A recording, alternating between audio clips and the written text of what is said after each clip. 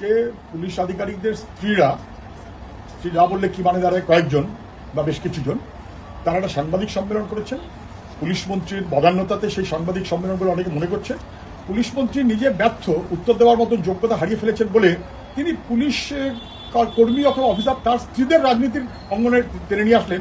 এটা খুব সমীচীন হয়েছে বলে মনে হয় না। তবে পুলিশ আধিকারিকদের যে ভাষাতেই হোক, যেভাবে নিন্দা করা হচ্ছে, ঘোরতর বিরোধিতা করা হচ্ছে, বিরোধী দলনেতা যেভাবে বলেছেন কখনোই তাকে সমর্থন করা যায় না, তার প্রতিবাদ অবশ্যই হওয়া উচিত।